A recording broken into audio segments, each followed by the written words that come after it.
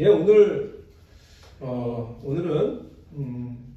이 본문 우리가 잘 아는 가인의 이야기인데요. 이 본문을 가지고 한 영혼을 향한 세 가지 질문이라는 제목으로 하나님의 말씀을 나누겠습니다. 오늘 말씀을 함께 따라해 볼까요? 시작. 한 영혼을 향한 세 가지 질문. 영어로도 three questions toward one soul. 예.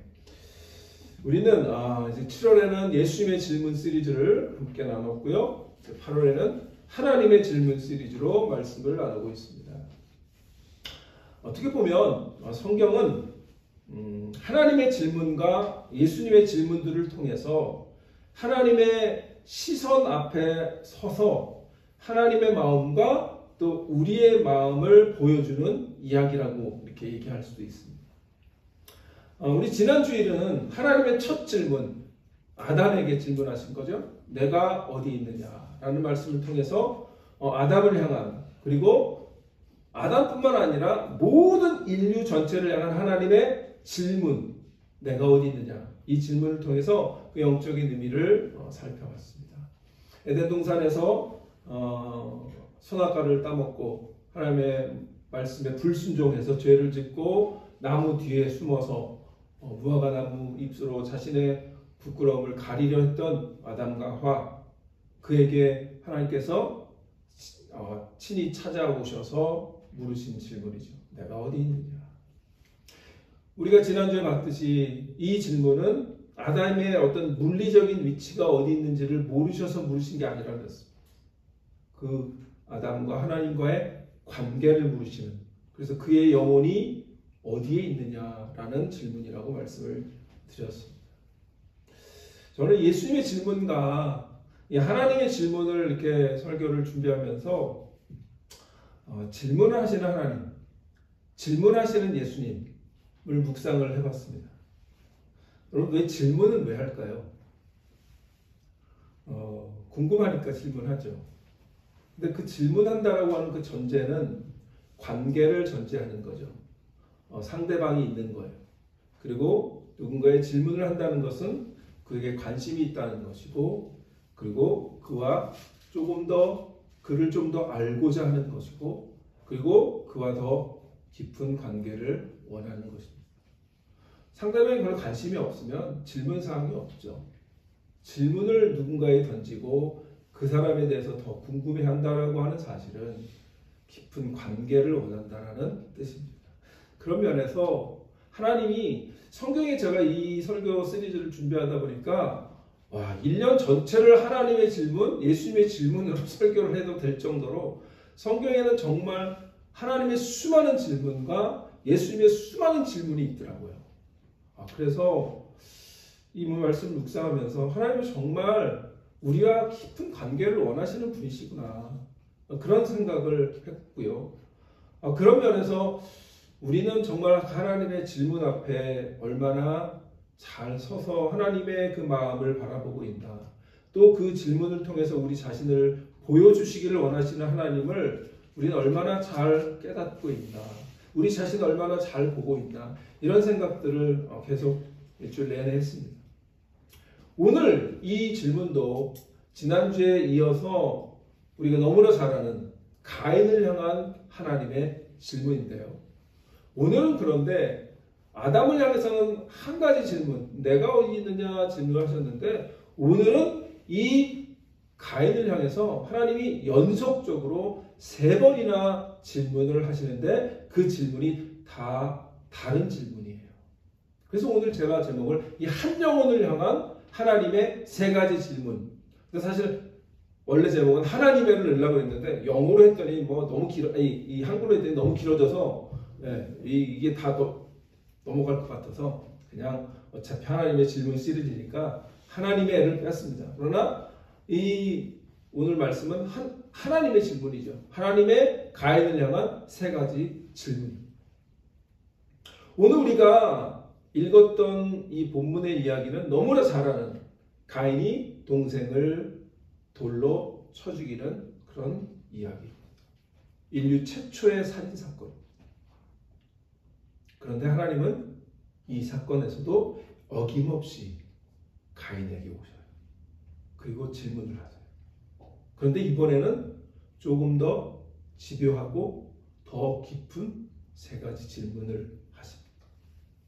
그래서 제가 아담의 질문을 말씀을 나눌 때도 마찬가지였지만 이 가인을 향한 질문도 단지 가인만을 위한 질문이 아니고 오늘 이 말씀을 듣는 우리 모두를 향한 또 인간 전체를 향한 질문이라고 생각을 합니다. 이 질문들은 사실은 굉장히 뼈 아프다라는 말 하잖아요. 우리 뼈 아픈 질문이기도 해요. 왜냐하면 정말 하나님께서 이 가인을 향한 본질적인 그 속의 마음을 보이시는 질문이기 때문에 그렇습니다. 그러나 이 질문이 뼈 아픈 질문이라고 해서 지난주 아담에게 질문하셨던 것처럼 가인을 죽이기 위해서, 가인을 심판하기 위해서, 가인을 일방적으로 코너로 몰아넣기 위한 그런 가혹한 질문이 아니라 제가 이 질문 시리즈를 쭉 보면서 하나님의 수많은 질문들은 또 신약성경의 예수님의 수많은 질문들은 다 우리를 살리려고 하는 질문이구나 라는 생각을 이 질문을 계속해서 보면 볼수록 그렇게 생각을 많이 하게 됩니다. 오늘도 사실은 이 가인을 향한 질문은 그런 겁니다.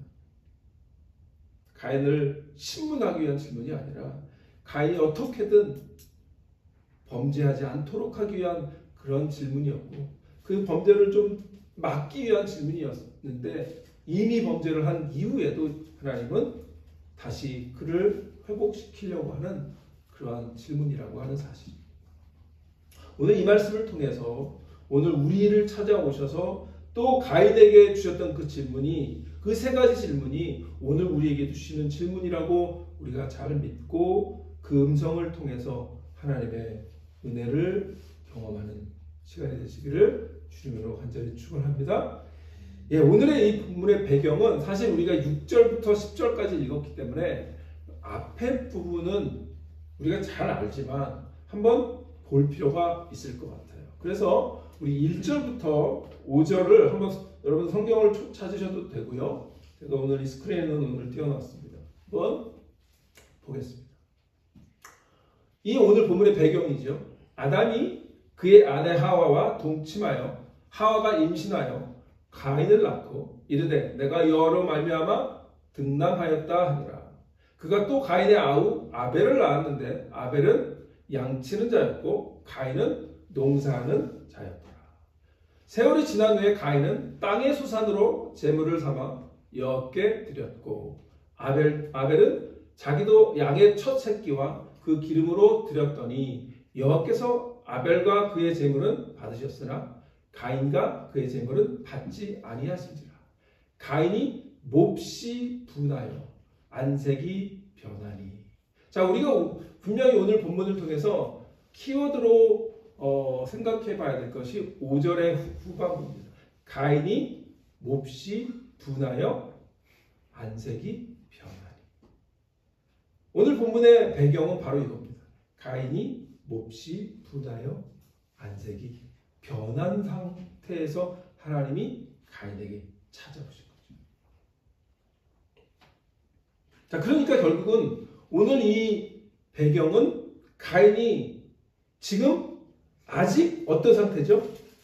아벨을 죽인 후입니까? 죽이기 전입니까? 죽이기 전이에요. 성경을 읽으면서 타이밍을 잘 보셔야 되는데 타이밍은 뭐냐면 하나님이 가인을 찾아오신 타이밍은 가인이 아벨을 죽이기 전에 찾아오셨어요. 그러니까 뭐죠? 하나님은 그 가인이 죄를 범하지 않기 위해서 이미 미리 찾아오신 게 아닌가 그런 생각이 들어요. 그래서 오늘 본문은 가인의 범죄 전에 그리고 범죄 직후에 그리고 범죄가 다 드러난 후에 이러한 어떤 시간적인 프레임 가운데 이 세 가지 질문이 쭉 가고 있는 거예요. 자, 그러면 이 세 가지 질문을 우리가 함께 살펴보려고 하는데 첫 번째 질문은 6절에 나옵니다. 6절에 뭐라고 나옵니까? 오늘 본문의 6절. 여호와께서 가인에게 이르시되 내가 분하여 함은 어찌 됨이냐? 어찌 됨이며 안색이 변함은 어찌 됨이냐? 자, 그래서 분하여함과 안색이 변함, 이 두 가지인데 사실은 이걸 하나로 묶어서 첫 번째 하나님의 질문은 내 안색이 변함은 어찌 됨이냐? Why is your face downcast? 이렇게 NIV 성경은 나옵니다. 내 안색이 변했다라고 하는데 사실은 영어 성경이 뭐냐면 너의 얼굴이 왜 밑으로 떨어졌냐라는 표현. 근데 사실 그게 원어에 더 가까워요. 그러니까 이 본문에서는 한글 성경보다는 영어 성경이 더 번역이 맞아요. Why your face downcast? 얼굴이 떨어졌다. 땅으로 떨어졌다. 자, 오늘 어쨌든 첫 번째 하나님의 질문은 가인이 범죄하기 전에 하신 질문이에요. 내 안색이 변함은 어찌 됩니까? 이 첫 번째 질문은 뭐에 대한 질문일까요? 그의 마음에 대한 질문. 그의 마음을 향한 질문이에요. 제사를 드렸어요. 두 형제가. 가인은 자기가 이 농사 추수한 걸로 하나님께 드렸고, 아벨은 양치는 자였기 때문에 양으로 기름으로 하나님께 드렸습니다. 그런데 어찌된 이유가 됐든 하나님이 가인의 제사를 안 받고 아벨의 제사만을 받으셨어요.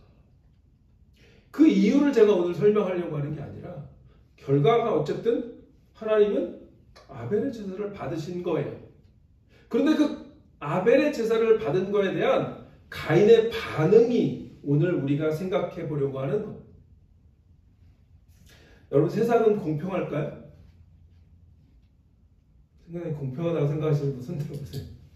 네, 세상은 공평하지 않아요. 절대 그렇지 않습니다. 그래서 우리는 종종 이런 생각을 하죠.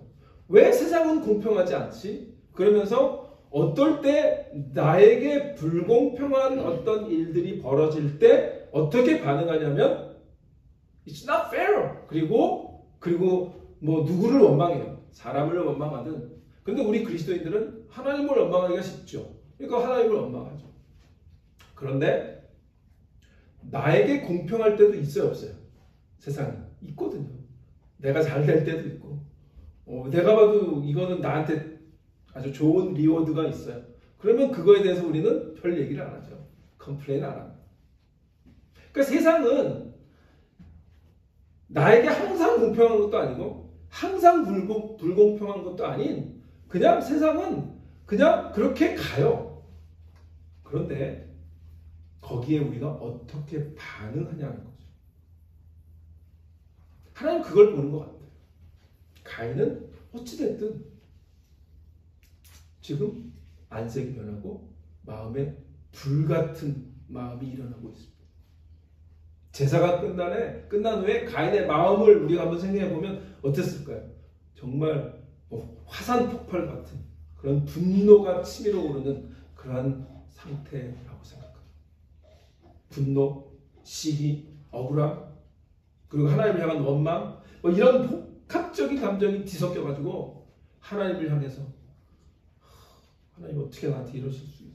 나도 최대한 나 있는 것 가운데 하나님께 드렸는데 어떻게 이렇게 나에게 나의 제사를 안 받으십니까? 근데 하나님은 그의 재물이 아니라 마음의 상태를 정확히 보고 계신 거예요. 오늘 우리가 하나님이 던진 질문 가운데 첫 번째 단어 분하다라고 하는 단어가 있는데요. 이 말은 원래 히브리 언어로 불타오르다라는 뜻이에요.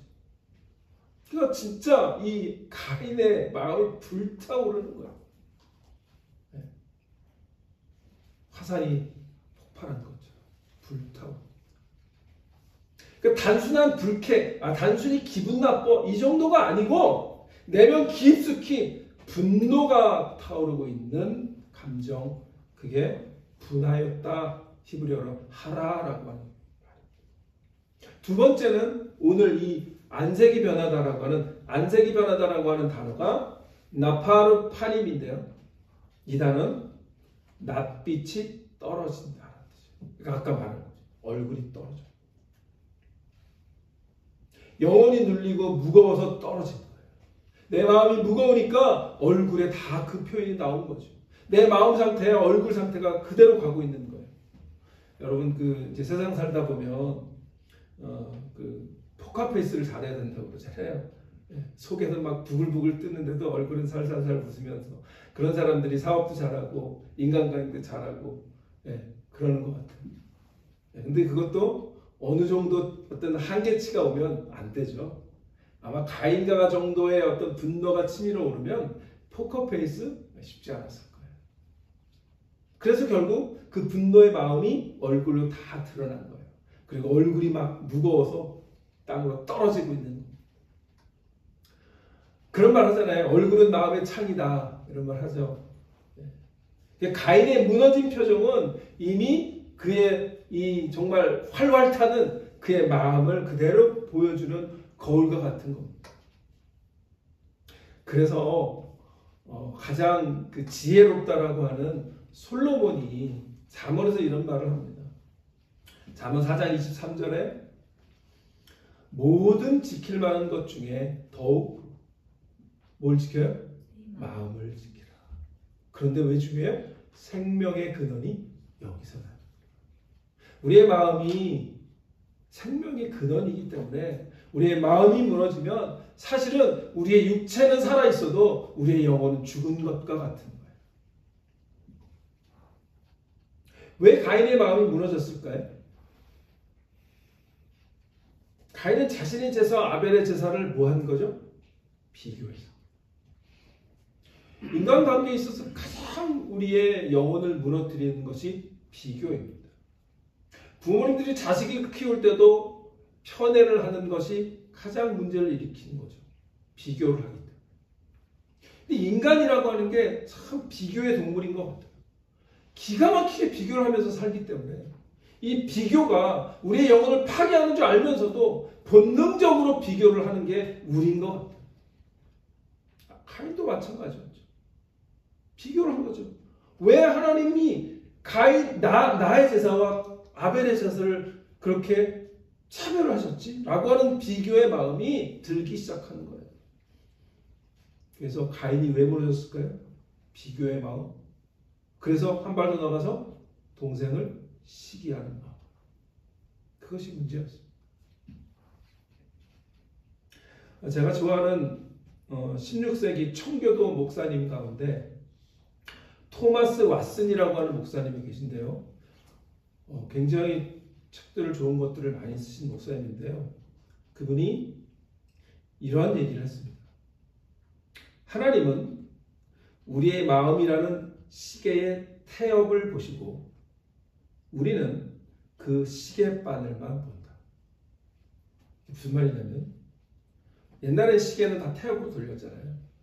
그러니까 하나님은 시계라고 하는 것이 시간을 가리키는 기계인데 그 안에 있는 내면을 보신다. 그러나 우리 인간은 겉에 드러난 시계바늘 그것만 보는 존재다. 그런 얘기를 한 거예요. 굉장히 정확한 그런 얘기죠. 하나님은 중심을 보시고 우리는 외면을 보는 존재. 그러니까 하나님은 이 가인은 겉으로 드러난 하나님이 제사를 받고 안 받고에 대한 외적인 것을 보고 분노하고 시기하고 질투하고 화를 낸 것. 만약에 그냥 이건 제 추측인데요. 하나님이 왜 가인의 제사를 안 받으셨을까? 여러 가지 추측을 하지만 하나님 중심을 보시기 때문에 이미 가인의 마음속에 하나님을 우선시하는 마음이 없고 그냥 정말 제사 중에 그냥 하나님이 이 정도면 되지 않았어? 라고 하는 것으로 제사를 드리지 않았을까? 그런 생각을 해봅니다. 물론 이것도 정답은 아니에요. 하나님의 마음을 제가 어떻게 알겠습니까? 그러나 어쨌든 왜? 하나님은 마음을 보시기 때문에 이미 가인은 하나님의 마음에서 마음에 합하지 않은 제물을 드리는 것이 아닌가 그렇게 제가 추측을 합니다. 그러나 어쨌든 그래서 그것으로 인해서 가인의 마음은 무너졌고요. 그리고 분하고요. 안색이 변했습니다. 하나님은 그런데 이제 그 안색이 변해서 뭔가를 꾸미고 있는 가인을 향해서 뭐라고 질문하십니까? 내 안색이 변함이 어찌? 이렇게 질문을 하십니다. 그런데 하나님이 이렇게 질문만 어떻게 보면 꾸짖는 것 같은 질문만 하시는 것이 아니라 하나님이 오늘 7절에 보면 더 놀라운 말씀을 하세요. 7절 오늘 7절을 보니까 내가 선을 행하면 어찌 낯을 들지 못하겠느냐 이런 말씀하시죠. 내가 선을 행하면 어찌 낯을 들지 못하겠느냐. 이미 가인의 마음이 무너졌기 때문에 그의 마음이 이미 죄를 향해서 달려가고 있는 거예요. 여러분 우리가 예수님이 유명한 말씀 중에 살인 우리의 마음에 누군가를 미워하는 것이 이미 살인한 거다라는 얘기를 하셨잖아요. 그런 거와 동일한 거죠. 우리의 마음이 일단 분노가 가득 차서 이제 계속해서 그 분노에 막 휩싸여 있으면 단지 내가 누군가를 때리거나 뭐 힘들게 하지 않았더라도 이미 그 마음속에서 죄의 스텝이 시작되고 있는 거예요. 그러니까 지금 하나님은 사실은 가인에게 그 마음을 잘 다스려봐. 지금 아직 기회가 있어. 라고 말씀하시는 거예요. 네가 선을 행하면 어찌 낯을 들지 못하겠느냐? 라고 얘기하시는 거예요. 그래서 가인에게 회복의 길을 열어주시고 계시는 거예요. 아직 늦지 않았다. 네 마음을 바로잡고 선을 하나님 쪽으로 향해. 그리고 나와의 관계를 다시 회복하자. 라고 하시는 하나님의 음성인 거예요. 그러니까 내가 어찌 너의 안색이 변했느냐라고 하는 질문 속에는 지금 이 말씀 내가 선을 행하면 어찌 낯을 들지 못하겠느냐라고 하는 말씀이 함께 나와 있는 거예요. 그런데 이 말씀과 함께 동시에 무서운 경고도 하시죠. 하반절에 이 구절은 굉장히 신학자들이 연구를 많이 한 구절이에요. 여러분 이 구절을 딱 읽으시면 이해가 되세요? 자, 화가 문에 엎드려 있느니라. 죄가 문에 엎드려 있느니라. 죄가 너희를 원하나 너는 죄를 다스릴지니라. 죄가 문에 엎드려 있다. 그리고 죄가 너를 원한대요. 그런데 하나님은 너는 죄를 다스리래. 자, 이 말씀을 여러분 어떻게 이해하십니까? 이 말씀은 굉장히 깊은 말씀이고 어려울 수도 있는 말씀인데요. 그냥 쉽게 말씀을 드리면 이 죄라고 하는 단어가 3번 나오죠. 죄가 문에 엎드려 있고 죄가 너를 원하나 너는 죄를 다스릴지니라. 그래서 죄라고 하는 단어가 히브리어로 하타트예요. 하타트. 근데 이제 히브리어의 라고 하는 단어가 어떨 때는 발음할 수도 있고 라고 말씀할 수 있어요. 어려워요. 그러나 어쨌든 뭐 하타트로 읽어도 되고 카타트로 읽어도 되는데 어쨌든 이 죄라고 하는 단어는 마치 굶주린 맹수와 같은 그런 모습을 가진 것으로 묘사를 해요. 그래서 문에 엎드려 있다라고 하는 말은 우리의 문은 뭐냐면 우리의 삶의 행동이 움직이는 어떤 반경을 말하는 거예요. 그 문은 그러니까 내가 어딜 가든 어딜 뭐 나가든 집에 들어오든 그 문을 통해서 우리가 가는 거잖아요. 그러니까 이 문이라고 하는 것은 우리의 삶의 반경을 얘기해요. 그러니까 우리의 모든 삶 가운데 이 죄가 맹수처럼 웅크리고 앉아있다가 우리를 낚아채려고 하는 것이 죄라는 거예요. 굉장히 기가 막힌 그림 언어죠. 여러분 동물의 왕국 옛날에 그런 다큐멘터리 보면 제가 제일 잘 봤던 그 동물 중에 치타라고 하는 그 맹수가 있잖아요. 이 치타가 제일 빠르잖아요. 그 치타가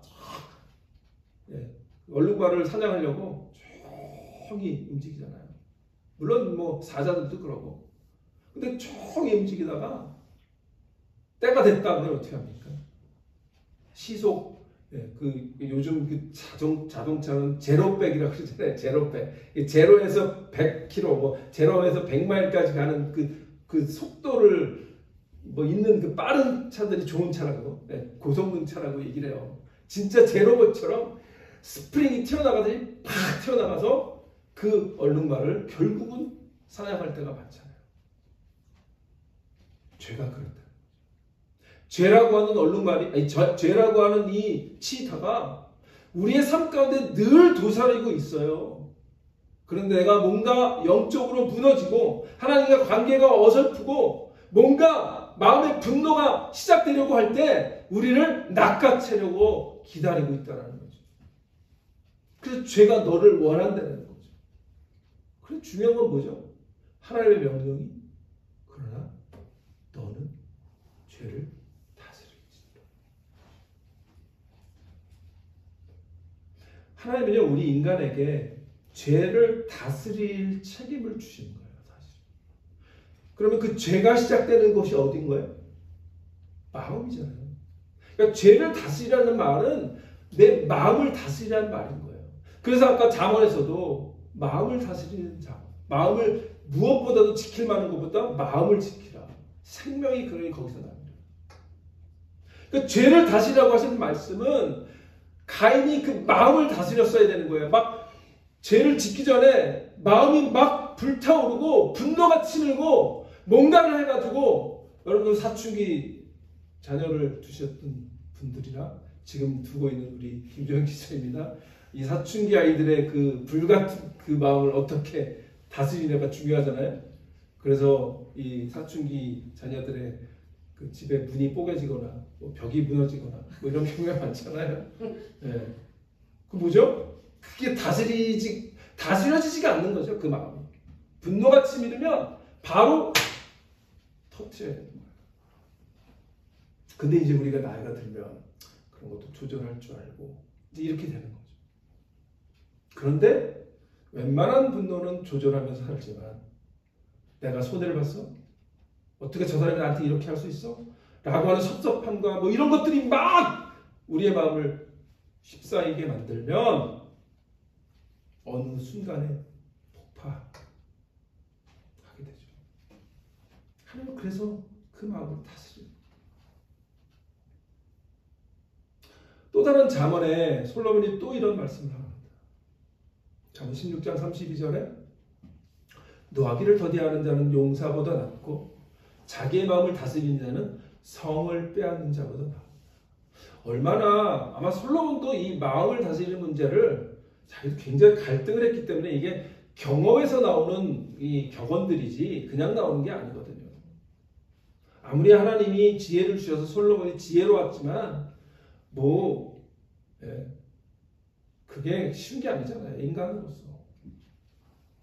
그러니까 이런 얘기를 하는 거죠. 노하기를 더디하는 자는 용사보다 낫고 자기의 마음을 다스리는 자는 성을 빼앗는 자보다 낫다. 그렇게 얘기하는 거예요. 하나님이 가인에게 요구하시는 것이 바로 이 마음을 다스리는 것입니다. 죄를 다스리는 것입니다. 그런데 가인은 이 싸움에서 철저하게 패배하게 되는 거예요. 아담이 타락한 이후에 인간은 스스로 힘으로 이 맹수, 이 죄라는 맹수를 다스릴 능력을 잃어버린 거예요. 여러분, 인간이 우리가 이제 개들을 키우는 것이 옛날에 늑대를 잘 다스려가지고 이 집안의 가축으로 이렇게 만들면서 개가 이렇게 발전되어 온 거 아니에요?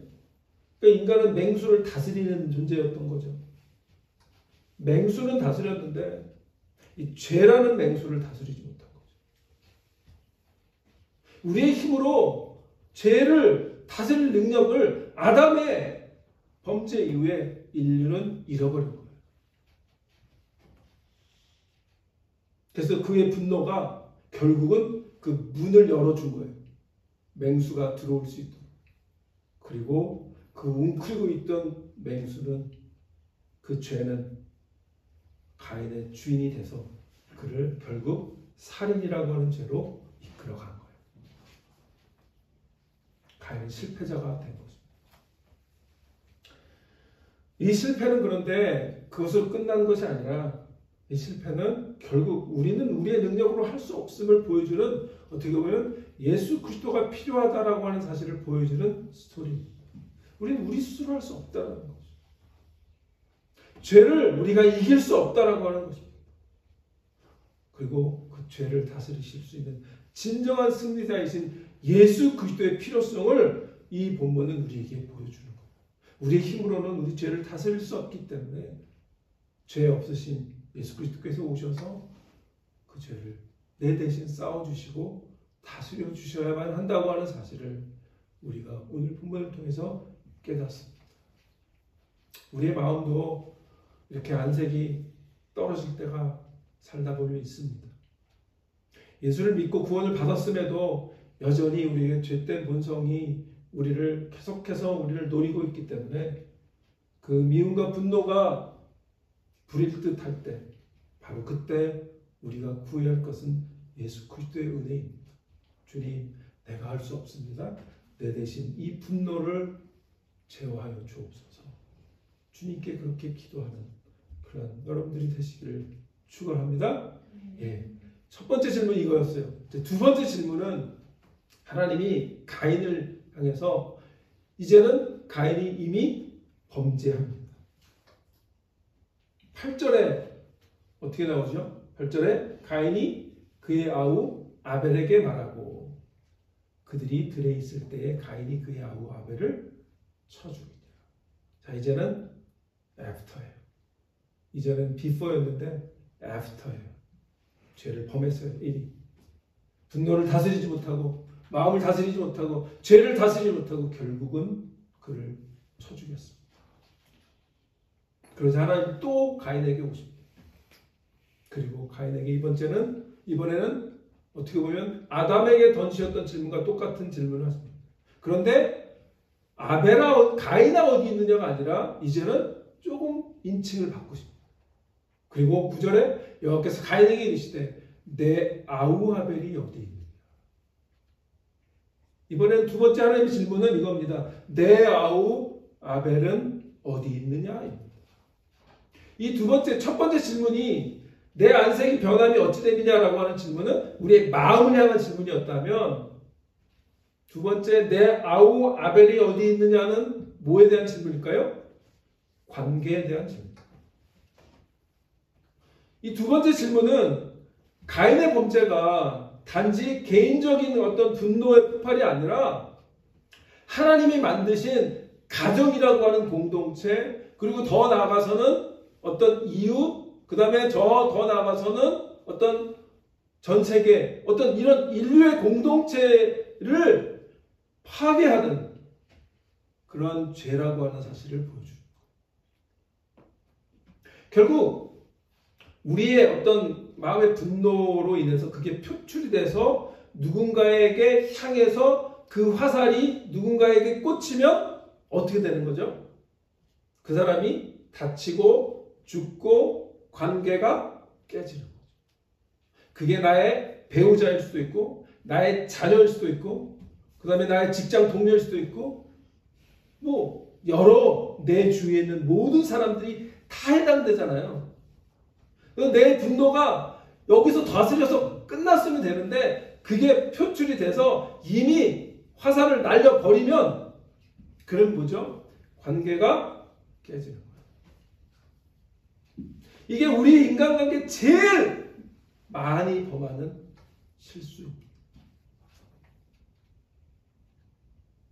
그런데 역시 이 가인의 대답과 우리의 대답은 비슷한 것 같아요. 이 하나님의 질문, 내 아우 아벨은 어디 있니? 라고 하는 하나님의 질문에 가인의 대답은 인류 역사 중에 가장 차갑고 가장 무책임한 대답이에요. 오늘 아까 다시 보면 9절에 여호와께서 가인에게 이르시되 내 아우 아벨이 어디 있느냐? 그가 이르되 내가 알지 못하나이다. 내가 내 아우를 지키는 자이니까. 이게 가인의 대답이에요. 우리의 대답과 별 차이 없지 않으세요? I don't know. 내가 그 사람하고 무슨 관계예요? 아는 게 우리의 일상적인 대답일 때가 많은 거죠. 이 이 말은 그냥 단순히 부인이 아니라 내가 왜 내 동생을 책임져야 합니까? 라고 묻는 거예요. 근데 이 가인의 대답에는 세 가지 죄가 숨어 있어요. 첫 번째는 거짓말이에요. I don't know. 모릅니까? 알죠. 자기가 무슨 죄를 했는지 똑똑히 알고 있어요. 두 번째 죄는 뭐죠? 회피. 회피해버리는 거죠. 그냥 묻어버리는 거예요. 책임을 전적으로 부정하는 거예요. 그러니까 I don't know에는 거짓말과 책임 회피가 같이 묻어있는 대답이에요.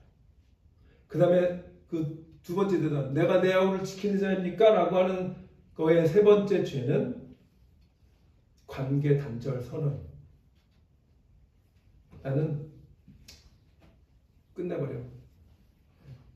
마음에 접어. 나는 내 동생과 상관없는 사람. 난 내 삶을 지키기 너무 버거워. 내 동생까지 지킬 수가 없습니다.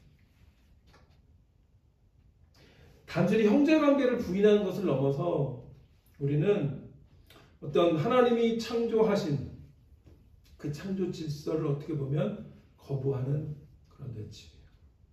하나님이 설계하신 가정이라고 하는 이 공동체 자체를 부인하고 그리고 거기에 하나가 되는 그런 모습들, 서로 사랑하고 격려하고 일으켜주고 하는 그 하나님이 원래 세우셨던 그것을 정면으로 거부하는 거예요.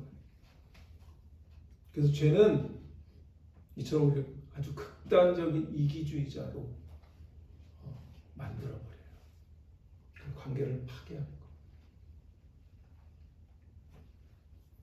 그러나 또 여기에도 하나님의 구속의 은혜가 있습니다. 하나님이 이 깨어진 관계를 회복하기 위해서 어떻게 이러실까요? 가인이 버렸던 형제, 형제를 지키는 자입니까? 라고 하는 그 말 속에는 너는 원래 형제를 지키는 자야 라고 하는 그런 하나님의 그 원래의 명령을 알고 있었던 거예요. 그런데 그걸 거부하는 겁니다. 그러니까 하나님은 원래 우리를 서로 지키는 자로 만드신 거예요. 왜냐하면 이 지키다라고 하는 히브리어의 샤마르라고 하는 단어가 에덴 동산의 아담과 하와에게 이 에덴 동산을 잘 지키고 경작해라고 하는 그 지켜 그 단어의 똑같은 샤마르예요.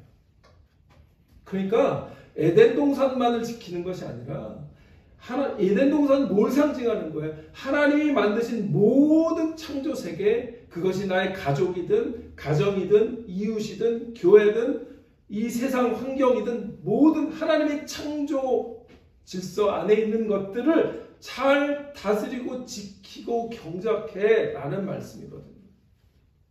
그러니까 아마 인간은 그것을 알았던 거예요. 그런데 그것을 거부하고 싶은 거죠. 내가 내 아우를 지키는 자입니까? 라고 거부하는 거예요.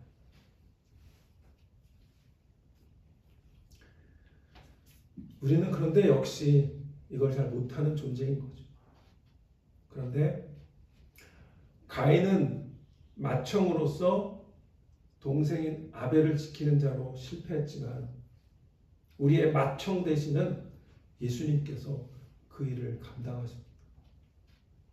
그리고 예수님은 요한복음에서 이렇게 말씀하십니다. 요한복음 10장 11절에서 나는 선한 목자라. 선한 목자는 양들을 위하여 목숨을 버리거니와. 예수님은 선한 목자로서 양을 지키는 자로 오셨어요. 양은 여기서 뭐라는 거죠? 모든 하나님께서 맡겨주신 영혼들이에요.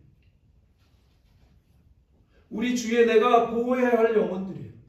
그런데 예수님은 선한 목자로서 그 모든 존재를 지키시는 자로 심지어 목숨을 버리기까지 지켜주시겠다고. 그를 죽이는 존재가 아니라 사건 목자는 그를 죽이려고 오지만 선한 목자는 그 양들을 위한 목숨을 내어주시기까지 사랑하시고 지키시겠다고 오신 거예요. 그분이 예수 그리스도이십니다. 가인이 실패했지만 우리의 맏총 되신 예수 그리스도께서 그 지키시는 자로 오셔서 그 책임을 완성하신 줄 믿으시기를 바랍니다. 그래서 사랑의 사도라고 불리우는 이 사도 요한이 가인을 비교하면서 이런 얘기를 합니다. 요한일서 3장 11절, 12절. 우리는 서로 사랑할지니 이는 너희가 처음부터 들은 소식이라 라고 하면서 12절에 가인같이 하지 말라. 누구같이 하지 말라? 가인같이 하지. 그는 악한 자에게 속하여 그 아우를 죽였으니 어떤 이유로 죽였느냐? 자기의 행위는 악하고 그의 아우의 행위는 의로움이라. 아마 우리가 많은 학자들이 이 본문 때문에 가인과 아벨의 마음, 동기 이런 것들이 하나님께 이미 보셨을 거다. 그렇게 얘기하는 학자들이 많이 있어요. 어찌됐든 정확하게 사도 요한은 사랑의 사도 요한은 가인을 얘기하면서 가인같이 하지 마라. 그렇게 얘기합니다. 가인의 행위는 사랑의 부재인 거예요. 사랑이 그 마음속에 없어진 거죠. 죄는 우리의 사랑을 빼앗아갑니다. 오늘 내가 사랑이 너무 없다, 식어졌다 그런 마음이 혹시 들면 우리 마음속에 죄가 이렇게 우리를 공격하고 있다 그렇게 생각하시면 될 것 같습니다. 오늘 하나님은 우리에게도 이렇게 부르십니다. 내 배우자는 어디 있느냐? 내 자녀는 어디 있느냐? 내가 사랑해야 할 그 이웃은 어디 있느냐? 하나님의 질문 앞에서 나는 I don't know. 나는 상관없습니다. 내가 그를 지키는 자이니까. 그렇게 가인의 길을 버리고 가인같이 하지 말고 제가 여기 있습니다. 제가 그를 지키는 자입니다. 그렇게 응답하는 은혜를 하나님께서 주시는 시간이 되시기를 축원합니다. 세 번째 결정적인 마지막 질문인데요. 하나님은 가인에게 내가 무엇을 하였느냐 물으십니다. 오늘 10절에 보니까 하나님이 이렇게 물으시죠. 이르시되 내가 무엇을 하였느냐? 내 아우의 핏소리가 땅에서부터 내게 호소하느냐? 가인이 거짓말하고 책임 회피하고 관계 단절했음에도 불구하고 하나님은 가인을 포기하지 않으실 거예요. 그리고 마지막 질문을 던지시는데 내가 무엇을 하였느냐? 영어로 말하면 What have you done? 근데 이것은 뭐에 대한 질문일까요? 행위에 대한 질문. 첫 번째가 마음에 대한 질문, 두 번째가 관계에 대한 질문, 세 번째가 행위에 대한 질문. 이 질문은 우리의 행위와 그 결과를 바라보고 우리로 하여금 더 이상 변명할 수 없게 죄의 실체를 정면으로 바라보게 하시는 질문인 거예요. 제일 우리가 살면서 창피할 때가 언제입니까? 내 죄가 드러나는데 내 어떤 본질적인 연약함 그게 딱 드러나면요 인간은 본질적으로 창피하거든요. 그래서 그걸 안 보기를 원합니다. 왜냐하면 내 얼굴이 팔린 것 같거든. 그래서 그걸 감추려고 거짓말하고 그러면 그 거짓말은 또 다른 거짓말을 만들어내고 일이 복잡하시는 거죠. 근데 하나님 정확하게 What have you done? 너 뭐 했지? 너 뭐 했니? 너 무엇을 했니? 그럼 하나님이 모르셔서 물으셔요? 아니죠. 다 아시는데 물으시는 거죠. 그리고 네가 한 거에 대해서 정확하게 바라봐 라고 하는 거죠. 더 이상 변명을 못하는 거죠. 그런데 거기에 하나님 뭐라고 얘기하시냐면 네가 무엇을 했느냐라고 하면서 그 하반절에 네 아우의 핏소리가 땅에서부터 내게 호소한대요. 결국 뭐죠? 오늘 이 말씀은요, 요 10절에서는 굉장히 중요한 신학적인 진리를 얘기해줘요. 죄는 결코 숨겨질 수 없고, 그리고 죄는 반드시 결과를 합니다. 그리고 죄는 반드시 하나님 앞에서 소리를 낸다. 아우의 핏소리가 땅에서부터 내게 호소한대잖아요. 누군가가 내 죄로 인해서 억울함을 당하면 그 억울함의 소리가 결국은 그것을 밝혀낸다. 죄는 숨겨질 수 없고 죄는 결과를 낳습니다. 그리고 죄는 하나님 앞에서 소리를 냈습니다. 네. 근데요, 민수기에 하나님이 정확하게 이런 말을 하셨어요. 민수기 32장, 너희가 만일 그같이 아니하면 여호와께 범죄하니 너의 죄가 반드시 너희를 찾아낼 줄 알라. 이 말씀 좀 읽으면서 험짓했어요, 사실은. 하나님 무서워요, 이런 부분은. 하나님은 죄는 타협을 안 하시는 분 같아요. 너의 죄가 반드시 너희를 찾아낼 줄 알아요. 죄가 숨겨질 수 없다는 거죠. 아담과 하와가 무화과 나무를 열심히 숨기려고 했지만 해만 떠도 그 무화과 나무는 말라버리고 그 죄가 드러나는 거예요. 오늘 본문에서 이 죄의 결과가 뭐였죠? 아벨의 피였어요. 그리고 그 아벨의 피는 땅에서부터 하나님을 향해 호소하고 있는 거예요. 그래서 네 아우의 핏소리가 땅에서부터 나에게 호소하는 걸 내가 들었어 라고 말씀하십니다. 그런데 역시 이 말씀을 통해서도 하나님은 가인을 책망하고 심판하려고 하는 것이 아니라 하나님은 가인을 다시 한번 회복시키기를 원하시는 거예요. 우리의 삶 가운데 그런 죄가 있더라도, 그런 어리석음이 있을지라도 하나님 앞에 나올 때 주님께서 우리를 회복시켜 주실 것입니다. 그런데 성경은요, 아벨의 피 얘기만 하면 좋겠는데 그렇지 않아요. 성경은 또 다른 피에 대한 얘기를 합니다.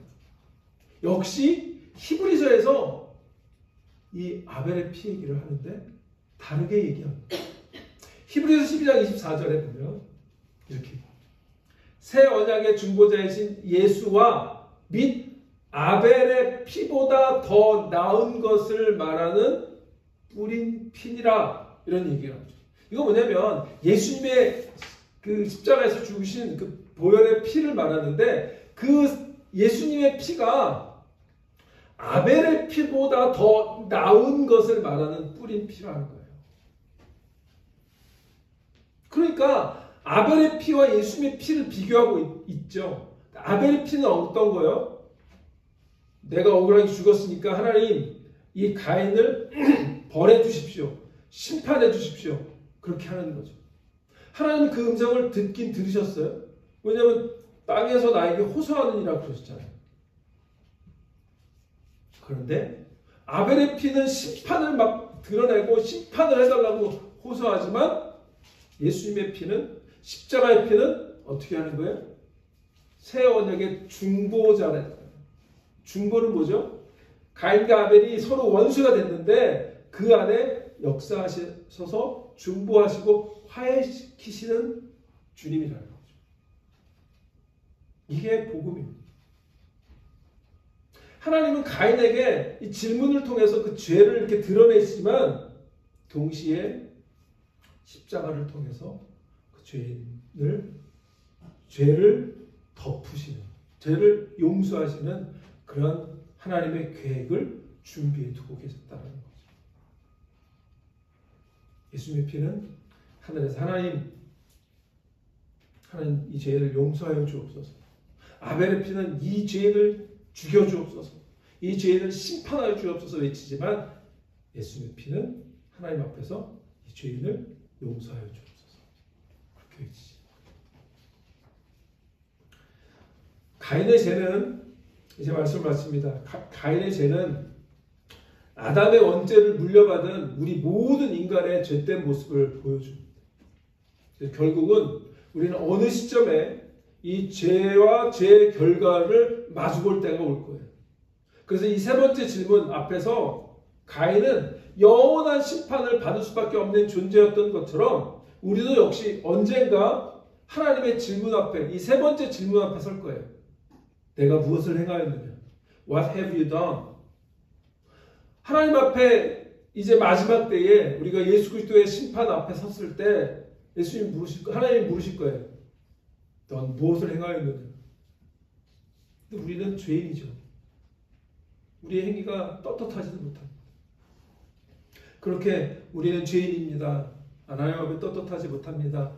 라고 말을 할 때 예수님께서 우리 옆에 서셔서 내가 이 아버지를 향해서 이 자를 용서하여 주옵소서.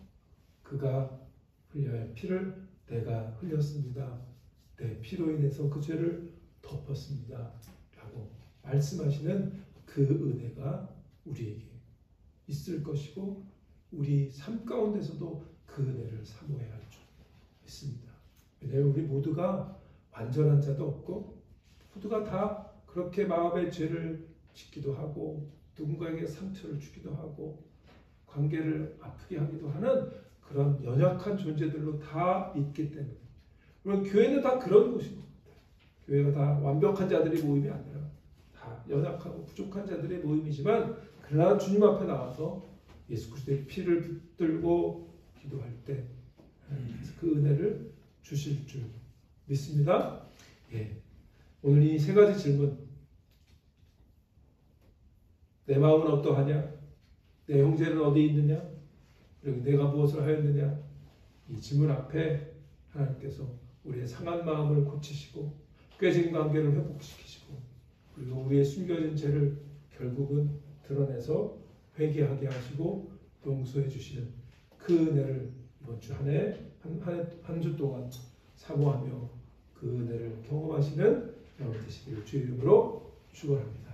기도하겠습니다.